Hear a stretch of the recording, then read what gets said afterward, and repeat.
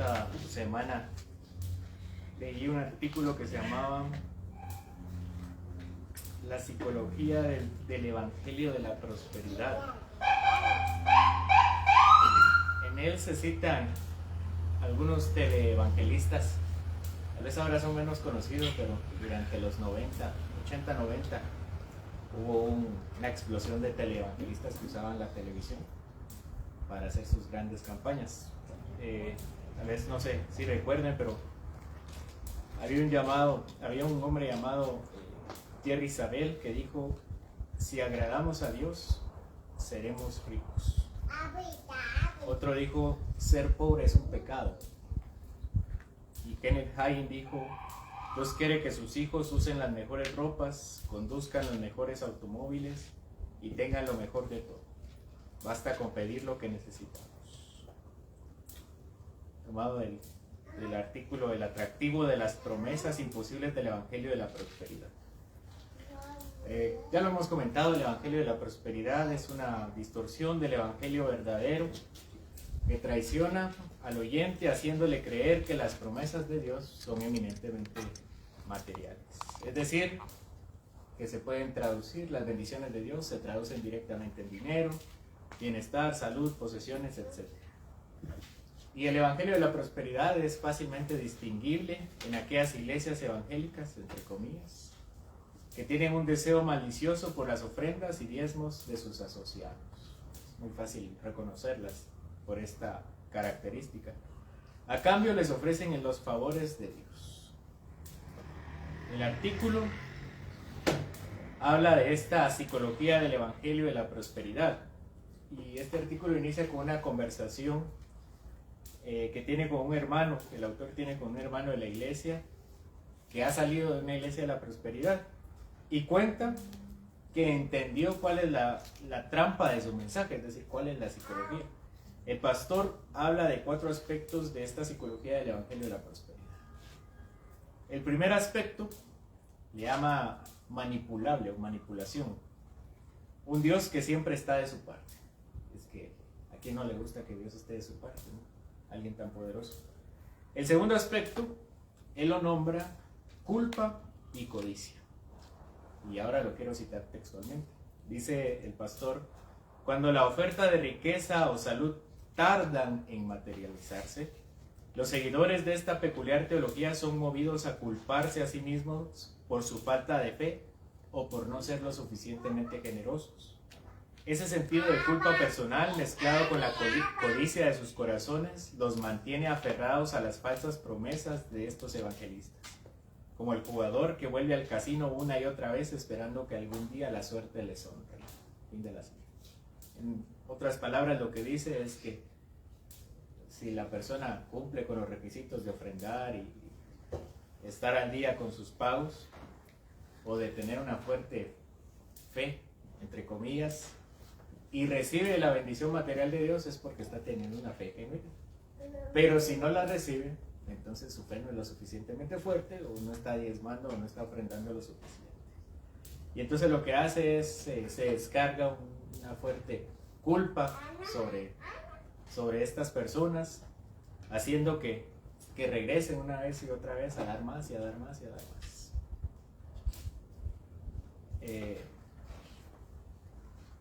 Y a quien no nos gusta que Dios esté de nuestra parte.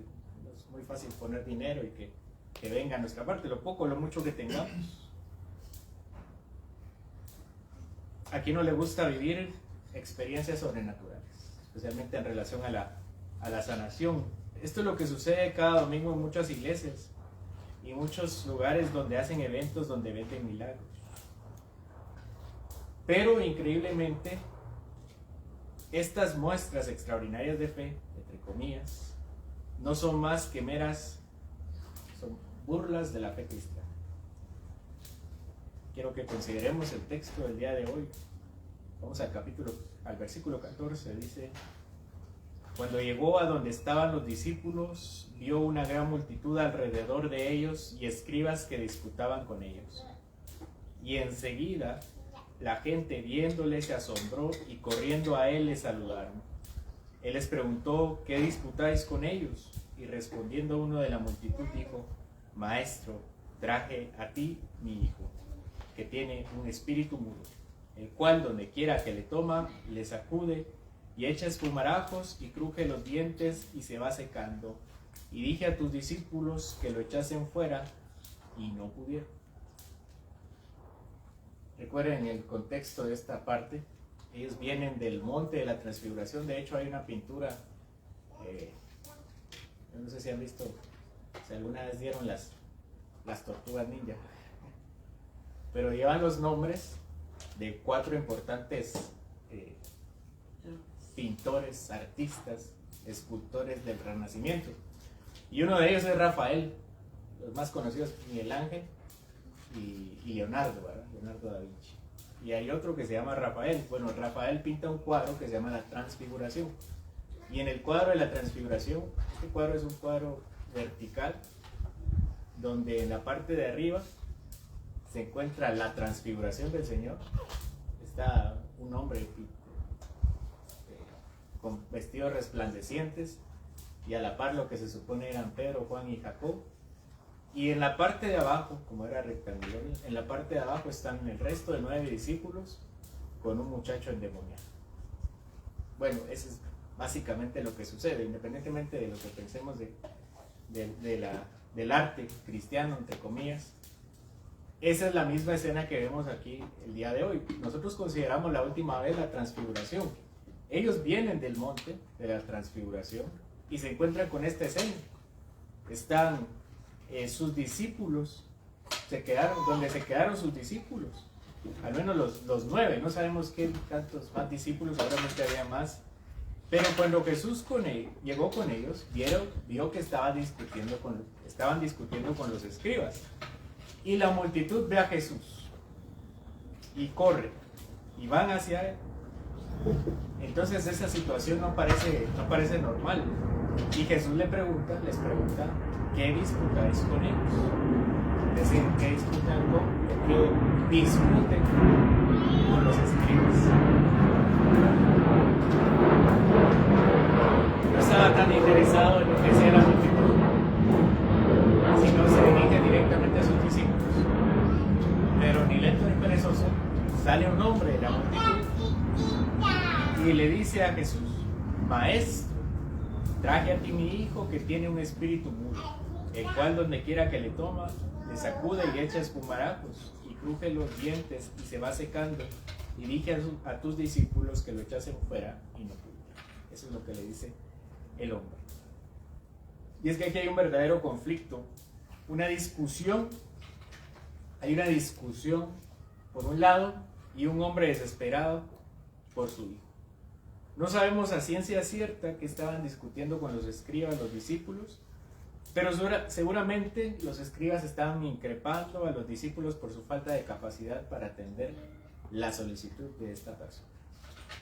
No era de sorprenderse, ya que, no sé si recuerdan, pero ya lo hemos visto, los fariseos habían llegado ya una vez con Jesús, y sus discípulos ya había llegado con Jesús y con sus discípulos en medio de una multitud para acusarle que los milagros que él hacía lo hacía en el poder de Satanás. Y él mismo, por medio del poder de Satanás, echaba fuera demonios.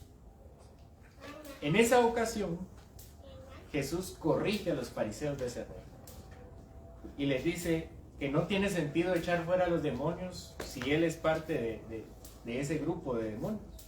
En todo caso, él buscaría que los demonios permanecieran por más tiempo en las personas. Ese es básicamente el argumento que usa Jesús. El caso ahora era similar, solamente que no era con los fariseos, sino con los escribas. Había otro caso similar también. Jesús sanó a un hombre endemoniado anteriormente, a la hija de la mujer sirofenicia, aquella mujer gentil que llega con Jesús y le dice que su hija tiene un espíritu. En esa ocasión la hija no llega, solamente es a través de la fe de la madre que queda sana. No dice mucho acerca de la condición. Y también en el Evangelio de Marcos hemos visto otro endemoniado. Es el endemoniado gadareno, que se presenta en una situación bastante similar a esta. El endemoniado gadareno tenía varios espíritus que hacía que perdiera el control, vagara como loco entre las tumbas y se lastimara y se echara al fuego también. Este espíritu inmundo también es violento. Hace que pierda la capacidad de hablar, porque es un espíritu mudo y sordo. Lo sacude y echa espumarajos, cruje los dientes hasta consumir. No quiero pasar por alto los pasajes paralelos en Mateo y en Lucas. El Evangelio de Mateo dice que Jesús sana a un epiléptico. Pueden revisarlo. No a un endemoniado. Entonces le trajeron a un endemoniado o a un epiléptico. Esta ha sido una de las explicaciones que han dado las personas que no creen en milagros. Entonces creen que las experiencias demoníacas de los evangelios, entre otras tantas, es simplemente ataques de epilepsia no reconocidos, ya que en teoría la epilepsia es una enfermedad bastante nueva, al menos en el reconocimiento de la misma. Pero el Evangelio de Mateo ya contempla los ataques epilépticos. Entonces, ¿qué fue? ¿Un ataque epiléptico o un demonio? Antes no lo sabían, pero con el avance de la ciencia sabemos, en teoría, cómo luce un ataque epiléptico. Pero realmente nosotros creemos en los eventos sobrenaturales, es decir, también en las posesiones demoníacas, es decir, aquellas cosas que no podemos explicar a través de la ciencia regular. Y nosotros, aunque creemos en eventos sobrenaturales, también creemos en eventos naturales. Es decir, un demonio puede provocar ataques epilépticos. Tenemos el ejemplo de Job, donde Satanás provoca su enfermedad, una sarna. Tenemos también en Lucas 11 un demonio que causa mudez, sordomudez. El mismo Lucas en el capítulo 13 habla de un espíritu que causaba una joroba sobre su hospedador. Por si pueden leer el capítulo 13 de Lucas. Y este demonio lo que causaba era epilepsia. Era su interacción con la vida. Fuera como fuera, los discípulos no pudieron hacer nada al respecto. Y como no pudieron hacer nada al respecto, el padre tuvo que ir con Jesús desesperadamente. Versículo 19. Y respondiendo él les dijo: oh generación incrédula, ¿hasta cuándo he de estar con vosotros? ¿Hasta cuándo os he de soportar? Otra vez Jesús se enoja. Y se enoja por su incredulidad. Ya se había enojado una vez por su falta de entendimiento y por su dureza de corazón. Pero ahora específicamente se enoja con una generación incrédula. Es decir, una generación que no tiene fe, que puede ver los hechos, pero no puede humillarse. Dios ha orado durante siglos en el pueblo de Israel, mostrando su fidelidad al pacto que hizo Abraham, Isaac y Jacob, pero Israel no lo puede ver. Y la pregunta es: ¿con quién se enoja? Exactamente Jesús.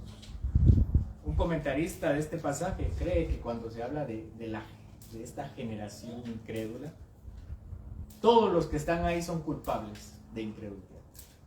Los escribas habían viajado de muy lejos, desde Jerusalén hasta Galilea, rodeando Samaria. Jesús debía ser muy importante y las historias sobre él tenían que ser muy impresionantes para que estas personas tan importantes en Jerusalén tuvieran que subir de Jerusalén, rodeando Samaria, e ir a Galilea, al norte, donde estaban los israelitas más impuros. Mateo 12 nos dice que la reina de Sabá escuchó de la fama de Salomón y viajó muy lejos para confirmar esa gran majestad. Dice el texto que ella se levantará en el día del juicio para condenar a esa generación incrédula, porque Jesús es más grande que Salomón. Y si la reina de Sabá viajó tanto para admirarse de Salomón, los escribas debían estar locos al hacer ese viaje solamente para condenar.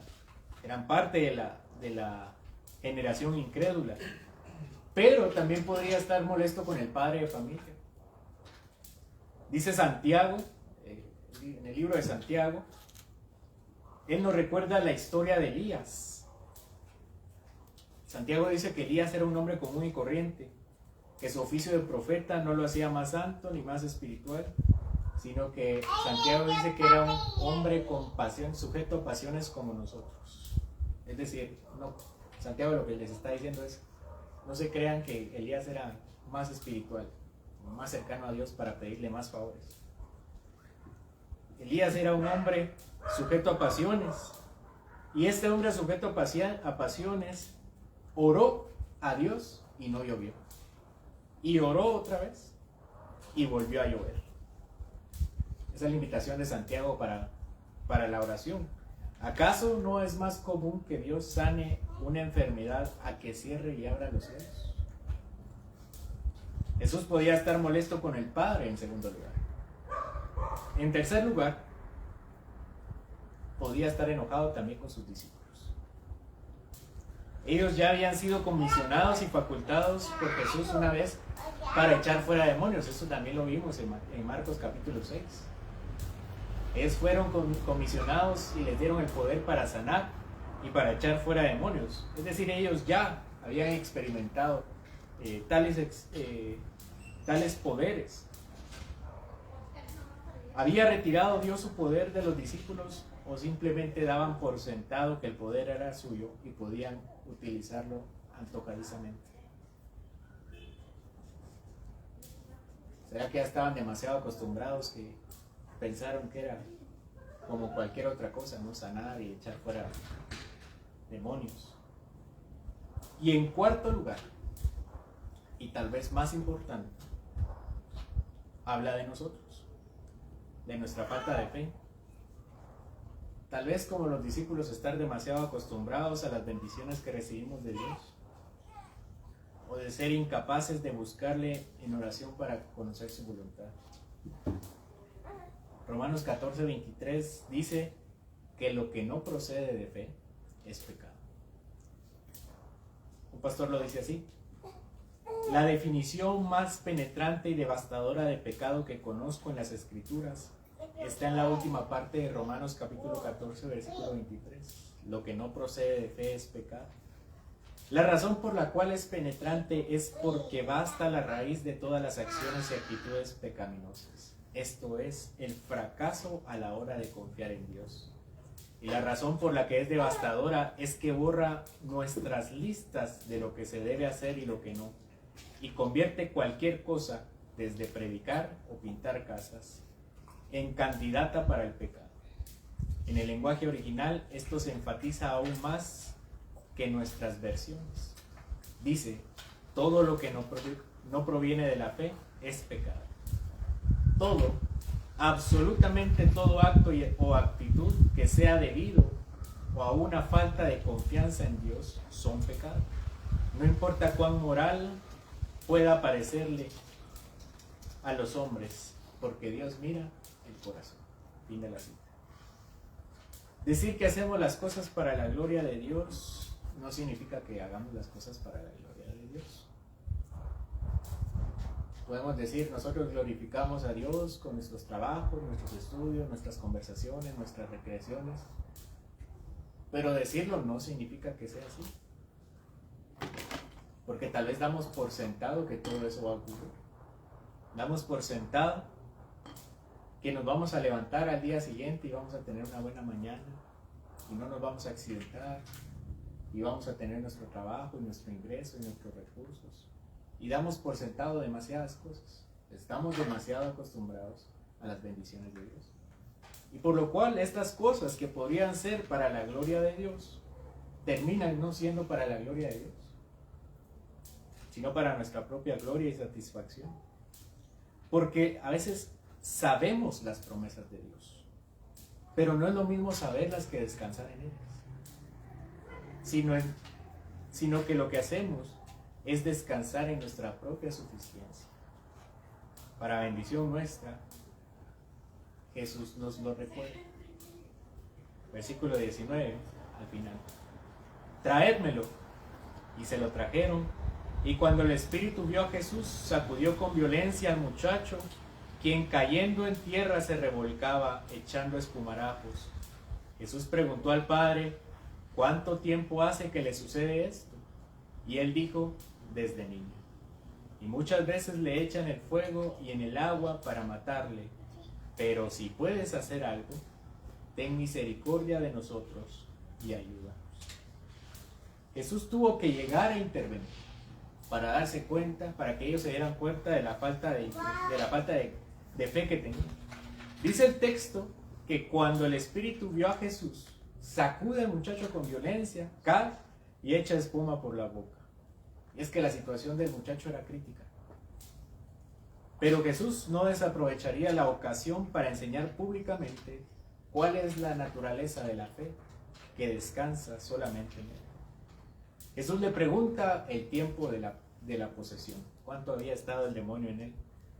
La pregunta es si no lo sabía Jesús, y la respuesta es claro que sí lo sabía, pero estaba interesado en hacerlo público, en que se diera cuenta el Padre y que se diera cuenta la multitud, los escribas y los discípulos.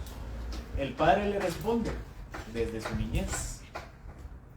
También acota cómo lo obliga a tirarse en el fuego y al agua para matar.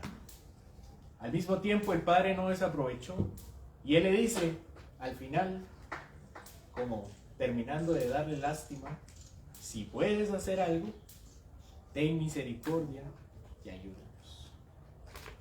Lamentablemente, después de decir su testimonio, él termina mal. El Padre dice: si puedes hacer algo. Su incredulidad cierra, le pone el punto a su oración. Es como cuando oramos por compromiso, ¿no? Sabemos que Dios podría hacer algo, pero realmente solo estamos orando porque hay que orar, ¿no? La versión de la Biblia de las Américas traduce esta conversación así. El Padre le dice: si puedes hacer algo. Y Jesús le responde: ¿cómo que si tú puedes? Si pueden ver la Biblia de las Américas, así dice. Jesús le dice, el Padre le dice: si puedes hacer algo. Y Jesús le responde: ¿cómo que si tú puedes? Es que el problema no estaba en la capacidad de Jesús para hacer el milagro.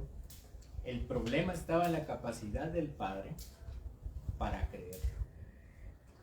Aquí la famosa respuesta de Jesús: al que cree, todo le es posible. Y esta evidentemente no es una carta libre para nuestros deseos más caprichosos, sino un consuelo y una promesa para quienes recurren a Dios con la actitud correcta. Dios se lo ha dicho a Israel anteriormente, dice 1 de Crónicas 7:14: si se humillare mi pueblo, sobre el cual mi nombre es invocado, y oraren y buscaren mi rostro, y se convirtieren de sus malos caminos, entonces yo oiré desde los cielos, y perdonaré sus pecados, y sanaré su tierra. Es triste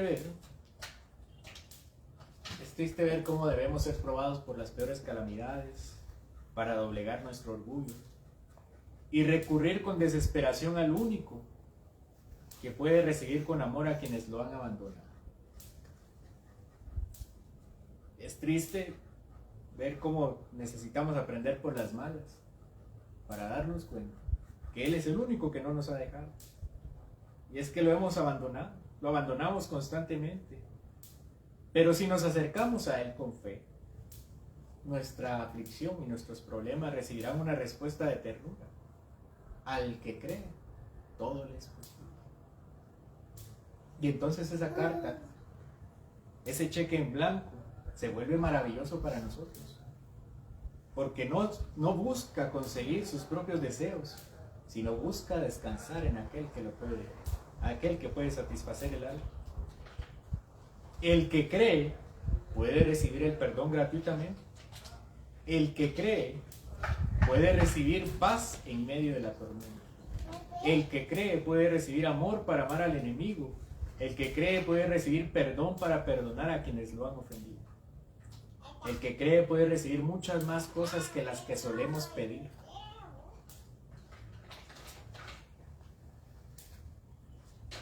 El que cree puede recibir muchas más cosas de las que se imagina pedir. Pero nuestras manos vacías demuestran nuestra falta de fe. Es decir, que si hemos recibido poco, es porque hemos pedido. También lo dice en la misma escritura. No reciben porque piden mal.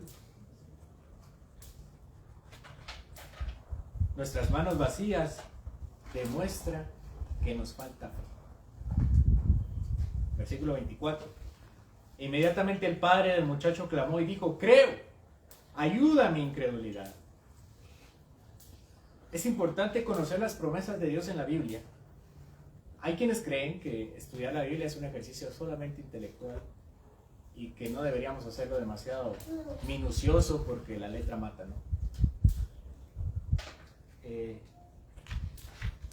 Pero este no es quien crea que nosotros podemos tener fe a través de la ignorancia, peca gravemente. Nadie puede tener fe a través de la ignorancia. Pero tan imposible como recibir las promesas sin saberlas, también es imposible recibir las promesas sin depositar la fe en el objeto de la fe. Ya lo hemos leído en la Confesión de Fe de Westminster, que dice: los principales hechos de la fe salvadora son aceptar, recibir y descansar solo en Cristo para la justificación, santificación y vida eterna. Es decir, que nosotros debemos clamar junto con el padre del muchacho: creo, pero es que nuestra fe aún es demasiado débil. Pon lo que falta a nuestra fe. Pon lo que falta por nuestra debilidad. Si la fe es un don de Dios, como lo dice Efesios, y lo es, clamemos entonces a Dios por ese don. Versículo 25. Y cuando Jesús vio que la multitud se agolpaba, reprendió al espíritu inmundo diciéndole: espíritu mudo y sordo, yo te mando, sal de él y no entres más en él. Y entonces el espíritu, clamando y sacudiéndole con violencia, salió, y él quedó como muerto. De modo que muchos decían: está muerto. Pero Jesús, tomándolo de la mano, le enderezó y le levantó. Ese ruego que hizo el Padre, que incluso llegó a la propia aceptación de su falta de fe, fue la señal que Jesús recibió como aquel débil que no tenía más recurso que descansar en Cristo. Porque no solo debemos aceptar que nos falta fe. Si somos humildes, debemos reconocer que nos falta fe. Pero si somos realmente humildes, debemos aceptar que no solo nos falta fe, sino que la poca fe que tenemos es muy débil cuando vamos a Dios. Jesús actuó, reprendió al espíritu y en su último intento de dañar al muchacho lo sacudió con violencia y dice acá que lo mató. O bueno, pareció que lo mató. Jesús lo tomó y lo levantó. Versículo 28. Cuando él entró en casa, sus discípulos le preguntaron aparte: ¿por qué nosotros no pudimos echarle fuera? Y les dijo: este género con nada puede salir sino con oración y ayuno. Al cierre de esta historia, Jesús les explica por qué no pudieron sacar al demonio. Este género con nada puede salir, dice Jesús. Bueno, en los estudios de teología sistemática hay una rama que se llama angeleología y demonología, que es el estudio de los ángeles y de los demonios, de los seres espirituales que Dios ha creado. Y dentro del estudio se reconocen diferentes clases de seres espirituales. Por ejemplo, la Biblia hablando de los seres buenos, habla de los querubines, habla de los serafines, habla de potestades, habla de autoridades celestiales.